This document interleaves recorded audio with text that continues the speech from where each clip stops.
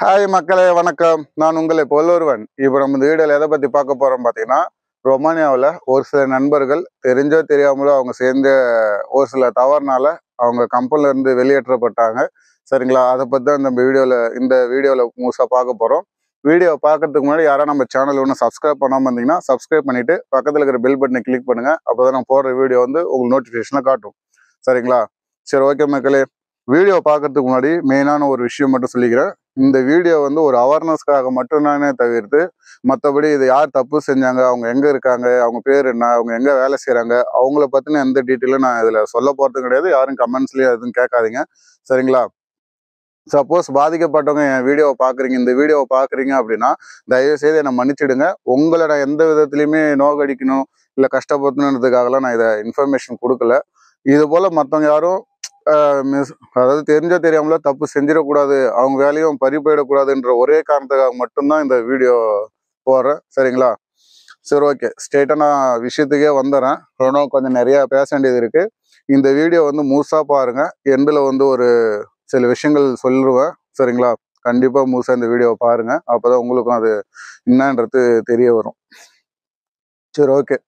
First thing, நம்ம எந்த கம்பெனிக்கு போனாலும் சரி, எந்த நாட்டுக்கு எந்த இடத்துக்கு நம்ம போனாலும் ஒரு கம்பெனின்னு போயிட்டீங்க அப்படின்னா அவங்க என்ன சொல்கிறாங்களோ ரூல்ஸ் அண்ட் ரெகுலேஷன் நம்ம அதை ஃபாலோ பண்ணி தான் ஆகணும். அப்போ தான் நம்ம அந்த கம்பெனியில் நிரந்தரமாக வேலை செய்ய முடியும். இல்லைன்னா ஆட்டோமேட்டிக்காக போயிட்டு வாப்பா அப்படின்னு சொல்லிட்டு அனுப்பி விட்ருவாங்க. கரெக்டு தானே? ஸோ அப்படி இருக்கிறப்ப ரொமானியாவில் அதேமாரி தான். சரிங்களா? ஃபர்ஸ்ட் திங் என்னன்னா, நீங்கள் ஒரு கம்பெனிக்கு வரீங்க, என்ட்ரு ஆகுறீங்க அப்படின்னா வந்த ஒரு 2-3 நாள்லேயே வந்து என்னால் இந்த வேலை செய்ய முடியல, இதை நான் இப்போ லிஃப்ட் பண்ணேன்னா எனக்கு மூச்சு பிடிச்சிக்கும், நெஞ்சு வலிக்கும் அப்படின்னு உங்கள் ஃபிசிக்கல் ரிலேட்டடான மைனஸே எதுவுமே இன்ஃபர்மேஷன் கொடுக்காதீங்க. நீங்கள் கேட்கலாம், அப்போ சப்போஸ் நம்ம அதை தூக்கி நம்மளுக்கு எதாவது ஆயிடுச்சுன்னா பரவாயில்லையா பிரதர் அப்படின்னு நீங்கள் என்னை கேட்கலாம். அப்போ நம்ம அதை கேட்டால் அவங்க என்ன கேட்பாங்க அப்படின்னா, அந்த கம்பெனியில் இருக்கிறவங்க, அப்போ உனக்கு இதை தூக்கி இதை பண்ணால் உனக்கு பிரச்சனை வரும்னு தெரிஞ்சு நீ எதுக்கு வேலைக்கு வந்தேன்னு கேட்பாங்க. கரெக்டு தானே? நான் எதுவும் யாரையும் தப்பாக சொல்கிறேன். அதுக்காக அதாவது இங்கே இருக்கிறது மெயினாக ஹெவி வெயிட் எல்லாத்தையுமே வந்து ஃபோர்க் லிஃப்ட்டு, கிரேனு இதை வச்சு மேக்ஸிமம் மூவ் ஆன் பண்ணிப்பாங்க. சரிங்களா? ஓரளவுக்கு நம்மளால் தூக்க முடிஞ்ச வெயிட்டை மட்டும்தான் நம்ம தூக்கி இப்போ சிஎன்சி மிஷினாக தான் சொல்கிறேன், தூக்கி இன்சர்ட் பண்ணி நம்ம வேலையை பார்க்குற மாரி இருக்கும். சரிங்களா? அப்போ அப்படி இருக்கிறப்போ ஃபர்ஸ்ட் விஷயம் ஃபிசிக்கல் கண்டிஷனை வந்து நீங்கள் இன்ஃபர்மேஷன் கொடுக்காதீங்க, என்னால் இது முடியாது பண்ண முடியாது அப்படின்னு சொல்லிட்டு. ரெண்டாவது விஷயம், பஞ்சுவாலிட்டியாக இருங்க. அது பஞ்சுவாலிட்டி கீப் அப் பண்ணுங்க. ஏன்னா இப்போ 7 மணிக்கு பஞ்சு வைக்கணும்னா 7 மணிக்குள்ளே பஞ்சு வைங்க. 3 மணிக்கு அப்புறம் தான் நம்ம போனோம். 3 மணி இல்லை 3 மணிக்கு அப்புறம் பஞ்சு வச்சுட்டு ரிலீவ் ஆகுங்க. ஏன்னா ஒரு நண்பர் என்ன பண்ணியிருக்காரு, நம்மள யாரும் எந்த கேள்வியும் கேட்கல, நம்மள யாரும் எதுவுமே கேட்கலையே அப்படின்னு சொல்லிட்டு ரெகுலராக என்ன பண்ணிடு, லேட்டாக வர்றது, சீக்கிரமாக ரூமுக்கு போகிறது. சரிங்களா? பிரேக் டைமை வந்து ரொம்ப நேரம் எடுக்கிறது, இது போலலாம் 20 நிமிஷம் 30 நிமிஷமாகவும் 5 நிமிஷம் பிரேக்கு 10 நிமிஷமாகவும். ஸோ இது போல் கொஞ்ச நாளாக பண்ணி வந்திருக்காரு. திடீர்னு ஒரு நாள் அவருக்கு மெமோ கொடுத்து ஃபஸ்ட்டு வார்ன் பண்ணியிருக்காங்க போல். அப்படி இருந்தும் சரி, அதுக்கப்புறம் ஒரு 2 நாள் ஒழுங்காக இருந்திருக்காரு போல். அதுக்கப்புறம் திரும்பவும் அவர் யாரையும் கேட்கலன்னு அவரை வந்து வெளில அனுப்பிட்டு இருக்கிறாங்க. சரிங்களா? அதில் அதான் ரொமானியா பொறுத்த வரைக்கும் நம்மளை யாருமே வாட்ச் பண்ணலாம் நினைக்காதீங்க. பொதுவாகவே எல்லா இடத்துலையும் அப்படி தான். இங்கே ரொம்ப அதிகம். ஏன்னா நம்மளை யாரும் அந்த அளவுக்கு கேள்வி கேட்க மாட்டாங்க. அப்படி கேட்கலன்னா நம்மளை யாரும் கண்டுக்கலன்னு அர்த்தம் இல்லை. அப்போ தான் நம்ம எல்லாருமே வந்து நம்மளை எல்லாரும் வாட்ச் பண்ணுறாங்கன்னு அர்த்தம். நம்ம பர்ஃபார்மன்ஸ் எப்படி இருக்குது, நம்ம எப்படி ஒர்க் பண்ணுறோம், நம்ம ஒழுங்காக வரோமா இல்லையா, நம்ம என்ன பண்ணுறோன்றத பார்ப்பாங்க. ஸோ அதனால் அது கேர்ஃபுல்லாக இருந்துங்க. சரிங்களா? மூணாவது விஷயம் என்னென்னா, இப்போ நம்மள ஒரு இடத்துல நம்ம வேலை செய்கிறோன்னா அதே இடத்துல அந்த நம்ம ஒர்க்கு முடிகிற வரைக்கும் அங்கேயே இருங்க. டைம் 8 மணி நேரம்னா 8 மணி நேரம் அந்த இடத்துல இருங்க. அதுக்காக நம்ம வேற எங்கேயுமே மூவ் ஆகக்கூடாதா பிரதர் அப்படின்னா அப்படி கிடையாது. இப்போ ஏதோ ஒரு எமர்ஜென்சினா போய் பேசலாம், இல்லை ஏதாவது போய் கேட்கலாம். இப்போ நார்மலாகவே போயிட்டு இங்கே மிஷின் இருக்கிற இடத்துல வேலை செய்யறத விட்டுட்டு இன்னொரு இடத்துல போயிட்டு ஃப்ரெண்டு இருக்கான்னு சொல்லிட்டு அவங்கள்ட்ட போய் நின்று கதை அடிக்கிறது, பேசின்னு இருக்கிறது, டைம் வேஸ்ட் பண்ணுறது. சரிங்களா? அது இல்லாமல் ஃபோன் யூஸ் பண்ணுறது. ஆக்சுவலி ரொமானியாவில் ஃபோன் யூசேஜ் உண்டு. சரிங்களா? வேலை செய்கிற இடத்துல நம்ம ஃபோன் யூஸ் பண்ணிடலாம். அது ஒரு குறிப்பிட்ட லிமிட் வரைக்கும் தான். ஓகேங்களா? எந்நேரமும் நம்ம ஃபோனே யூஸ் பண்ணின்னு இருக்குது, இதெல்லாம் இருந்தால் அது ஒரு பெரிய பிரச்சனை. சரிங்களா? ஸோ இந்த ஃபோன் யூஸ் பண்ணுறது, அன்வான்ட் ஸ்பீக்கெல்லாம் வந்து நீங்கள் கொஞ்சம் கண்ட்ரோல் பண்ணிங்கன்னா எந்த பிரச்சனையும் இருக்காது. அடுத்தது வந்து 4வது வந்து பார்த்தீங்கன்னா, இது எல்லாருமே பண்ண மாட்டாங்க இந்த தப்பை. பட் இந்த நண்பர் ஏதோ தெரியாமல் பண்ணிட்டாரு போல். என்னன்னா, இவர் வந்த ஒரு ஒரு ஒரு வாரத்துக்குள்ளேயே வேற கண்ட்ரிக்கு, ரொமேனியா வந்து ஒரு கம்பெனில வேலை செய்யறாரு. ஒரு நிமிஷம். ஆயினா அதாவது சாரிங்க. அதாவது இந்த ஒரு கம்பெனில வந்து வேலை செய்யறாரு. இங்க வேலைக்கு வந்த கொஞ்ச நாள்லயே என்ன பண்ணியிருக்காரு, அதர் கண்ட்ரிஸுக்கு ஜாப் அப்ளை பண்ணியிருக்காப்புல. சரிங்களா? அங்கிருந்து வந்த மெயில் எல்லாம் அப்படியே வச்சிருக்காரு. யாரா இருந்தாலும், நானா இருந்தாலும் மெயில் தானே அப்படின்னு சொல்லிட்டு அப்படியே விட்டுருவோம். பிரச்சனை இல்லை. பட் இவர் என்ன பண்ணியிருக்காரு, அங்க கம்பெனில வேலை செய்யற கம்பெனில இவருக்கு வந்து சேலரி ஸ்லிப்போ இல்லை வேற ஏதோ சம்திங் மெயிலில் வரணும் போல. மெயிலில் வரலன்னு சொல்லிட்டு டைரெக்டாக ஹெச்ஆர் டீம்கிட்ட போயிட்டு, மேம் எனக்கு இது போல நீங்கள் மெயில் வரும்னு சொன்னீங்க, மெயில் வரல, என்ன பண்ணுறதுன்னு தெரியல மேம்னா. சரி கொடுங்க, நான் செக் பண்ணுறேன் அப்படின்னோடனே இவர் செல்லே கொடுத்துட்டு இருக்கிறாரு. இதில் என்ன பிரச்சனைனா, ஆல்ரெடி வேற கண்ட்ரிஸோடைய மெயிலெலாம் வந்திருக்கும் இல்லையா. ஒன்று இவர் அது அந்த டைமுக்கு எப்படி யோசிக்க தோணும் நம்மளாலையும் அந்த டைமில் யோசிக்க முடியாது இல்லையா. அதே மாதிரி தான் அவரும் எடுத்து கொடுத்துட்டுக்கிறாப்புல. அந்த மேடம் என்ன பண்ணிட்டாங்க, மெயில் வருதா இல்லையான்னு சொல்லிட்டு செக் பண்ணி பார்த்துட்டு இல்லைன்னொன்னே அடுத்த மெயிலாம் அவங்க ஓப்பன் பண்ணி பார்க்க ஆரம்பிச்சிட்டாங்க. இன்னும் இது வேற என்னென்னமோ இருக்கிற மாதிரி அப்படின்னு சொல்லிட்டு அதர் கண்ட்ரிஸ்லேருந்து வந்த ஜாப் அந்த இதில் ரிலேட்டடான மெயில் எல்லாத்தையுமே படிச்சுட்டாங்க. ஸோ அதனால அவருக்கு என்ன பிரச்சனை அப்படின்னா, இவர் வந்த ஒரு வாரத்துக்குள்ளேயே அதர் கண்ட்ரிஸை ட்ரை பண்ணுறாரு. அப்போ இவர் ரொம்ப நாளைக்கு நீடிக்க மாட்டாரு, இவர் ஏன் நம்ம வச்சுக்கணும் அப்படின்னு சொல்லிட்டு அங்கே அவர் வேலை செய்கிற அந்த டிபார்ட்மெண்ட்டில் மேனேஜர்கிட்ட இன்ஃபார்ம் பண்ணிட்டாங்க. ஸோ அவர் வந்து வந்த வேர்ல்டு ஃபேமஸ் மச்சு, கொஞ்ச நாள் வேர்ல்டு ஃபேமஸ் ஆகிட்டான் அப்படின்ற மாதிரி சொல்லுவாங்களே, அந்த மாரி வந்த அந்த ஒரு வாரத்துக்குள்ளேயே அவர் அந்த கம்பெனி ஃபுல்லாக தெரிய ஆரம்பிச்சிட்டாரு. அது மட்டும் இல்லாமல் அந்த டிஆர்சி அப்ளை பண்ணுறதுக்காக போன இமிகிரேஷன் ஆஃபீஸ்லேயே இவர் பேரை கேட்டோன்னே நீங்கள் தானே அது அப்படின்னு கேட்குற அளவுக்கு தலைவர் பெரிய ஆள் ஆகிட்டாப்புல. ஸோ அது நான் கிண்டலு கேலிக்காகவோ இதுக்காகவோ சொல்லலை.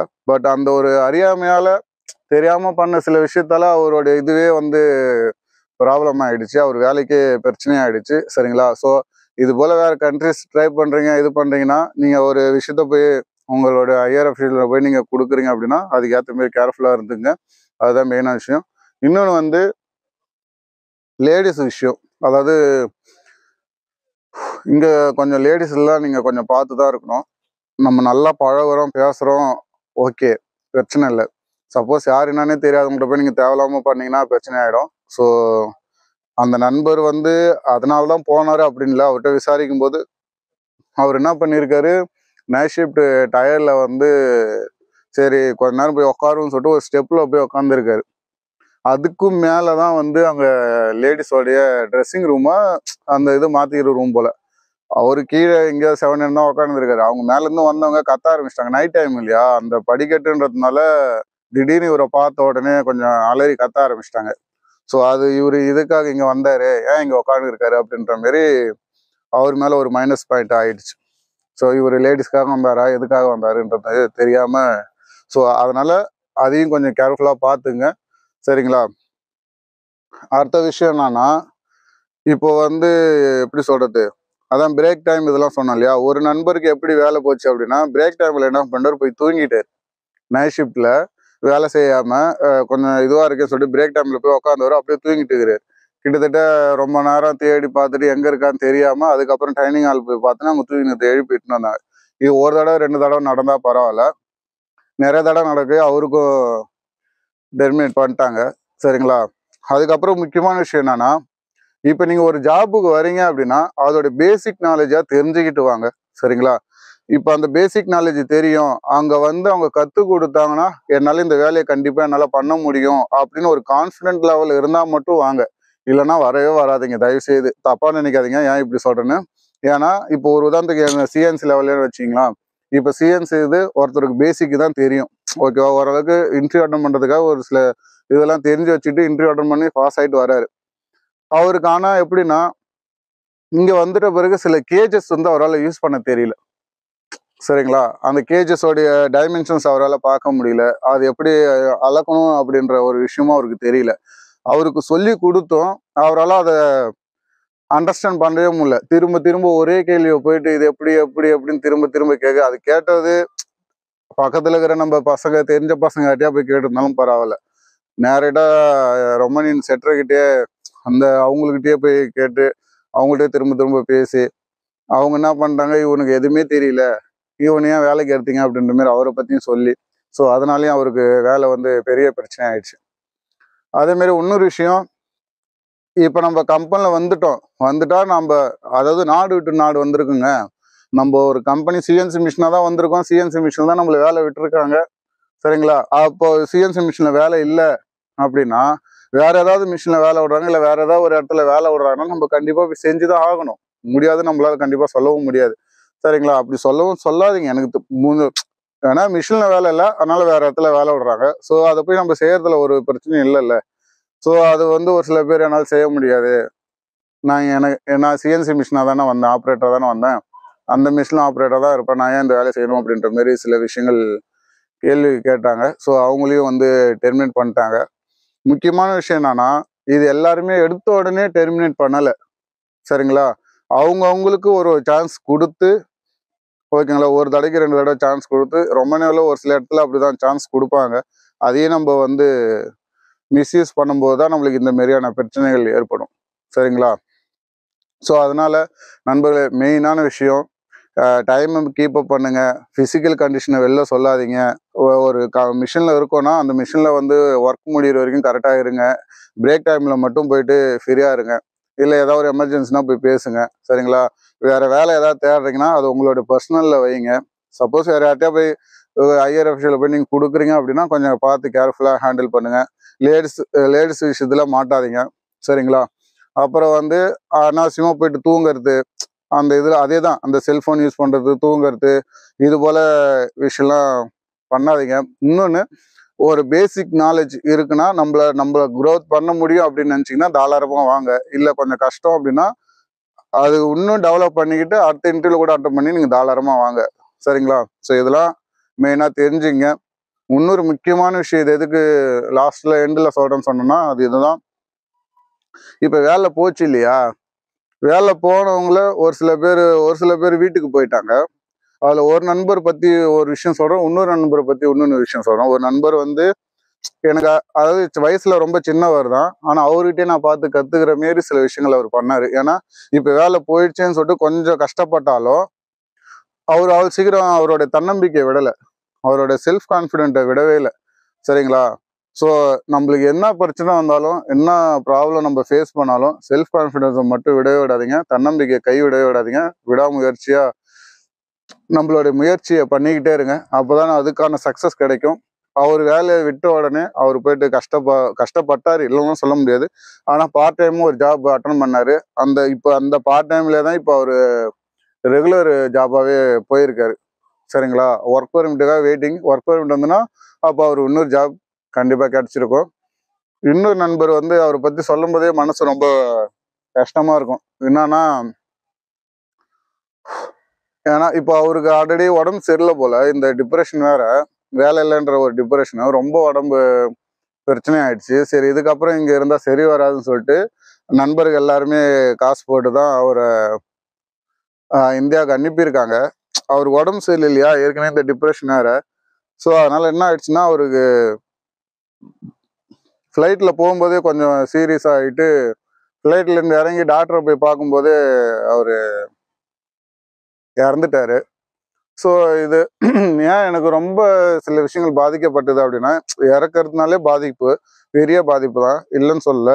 அதே நேரத்தில் அவருக்கு ஒரு சின்ன குழந்தையும் இருக்கு, கல்யாணம் ஆயிட்டு ஒரு சின்ன குழந்தை இருக்கு. ஸோ அவருக்கு வயசும் ரொம்ப சின்ன வயசு தான், 28 என்னமோ தான் போல. அவர் ரொம்ப டிப்ரெஷனில் போயிட்டு அவருக்கு உடம்பு சரியில்லாமல் போயிட்டு அவர் இறந்துட்டாரு. பட் எங்களால் முடிஞ்ச ஒரு சில நண்பர்கள் எல்லாருமே சேர்ந்து எங்களால் முடிஞ்ச கையில் இந்த காசெல்லாம் போட்டு அவங்க வீட்டுக்கு செலவுக்கு ஒரு சில விஷயத்துக்கு எங்களால் முடிஞ்ச ஹெல்ப் நாங்கள் பண்ணோம். பட் இருந்தாலும் அவரோட இழப்பு நம்மளால திருப்பி கொடுக்க முடியாதது இல்லையா. வேற எது வேணா இழந்துடலாம், உயிர் இழந்துட்ட பிறகு நம்ம என்ன எப்படி இது பண்ண முடியும். இது எதுக்கு சொல்ல வரேன்னா, நம்ம ஒரு விஷயம் நடந்துருச்சு, நம்மளுக்கு இப்படி ஒரு பிரச்சனை ஆயிடுச்சு அப்படின்னு சொல்லிட்டு நம்ம அதையே போட்டு குழப்பிக்கிட்டு நம்ம ஆல்ரெடி உடம்பு சரியில்லாமல் இருக்கோம் அப்படின்னா அதையும் இன்னும் நம்ம உடம்ப பிரச்சனைப்படுத்திக்காம முடிஞ்சாலும் எதுவாக இருந்தாலும் பார்த்துக்கலாம்டா, ஃபேஸ் பண்ணலாம் அப்படின்னு சொல்லிட்டு உங்களை நீங்களே தன்னம்பிக்கை வளர்த்துக்குங்க. எந்த விதத்துலையும் உங்களை கிவ் அப் பண்ணுறாதீங்க. எவ்வளவோ சொல்லலாம். ஸோ அதுக்கப்புறம் என்ன சொல்கிறதுன்னு தெரியல. ஸோ அவருக்கும் ஏதோ சில காரணங்களால தான் வேலை இல்லாமல் போயிடுச்சு. அதனால தான் அவரும் டிப்ரெஷன் ஆகிட்டு உடம்பு சரியில்லாமல் வீட்டுக்கு போகும்போது வீட்டுக்கு போகிறதில்ல. ஃப்ளைட்டில் இறங்கிட்டு ஃப்ளைட்டில் இருக்கிற ஏர்போர்ட்டில் இருக்கிற டாக்டரை பார்க்கும்போதே இறந்துட்டாப்புல. வீட்டுக்கு போகும்போதே இறந்தவராக தான் போனார். ஸோ அதனால் மக்களே, தயவு செய்து எல்லாருக்குமே பிரச்சனை இருக்கும், எல்லாருக்குமே கவலைகள் இருக்கும், எல்லாருக்குமே வேதனைகள் இருக்கும். ஸோ இந்தமாரி ஃபால்ட்டு, இந்தமாரி தவறுகள் யாரும் பண்ணாதீங்க. அவங்க வேலையை இழக்காதீங்க. இன்னொன்று, என்ன நடந்தாலும் நம்மளால முடியும், நம்ம அடுத்த விஷயத்த ஃபேஸ் பண்ணுவோம், என்ன நடந்தாலும் இதுவும் ஒரு கடந்து போவோம் அப்படின்னு சொல்லிட்டு கடந்து போங்க. சரிங்களா? முடிஞ்சா அந்த விடாமுயற்சி பண்ணி இப்போ ஒரு இடத்துல இருக்காருன்னு சொன்னேன் இல்லையா, அவர்கிட்ட கேட்டு பார்க்குறேன். அவர் கொடுத்தாருன்னா அவர் அடுத்த வீடியோவில் உங்களை நான் காட்டுறேன். அவர் எனக்கு காட்டணும்னு ஆசை, பட் அவர்கிட்ட கேட்கல. பட் இப்போதைக்கு அவர் ஒத்துப்பாரான்னு தெரியல. ஒர்க் பர்மிட் வந்துட்ட பிறகு கூட ஒத்துக்க வாய்ப்பு இருக்குது. சரி, ஓகே, பார்ப்போம். சரிங்களா? இந்த வீடியோ பிடிச்சிருந்தா லைக் பண்ணுங்கள், ஷேர் பண்ணுங்கள், கமெண்ட் பண்ணுங்கள். மறக்காமல் இது போல் தவறுகள் பண்ணாமல் இருங்க. சப்ஸ்கிரைப் பண்ணிவிட்டு பெல் பட்டனை கிளிக் பண்ணுங்கள். Thank you very much. பாய்.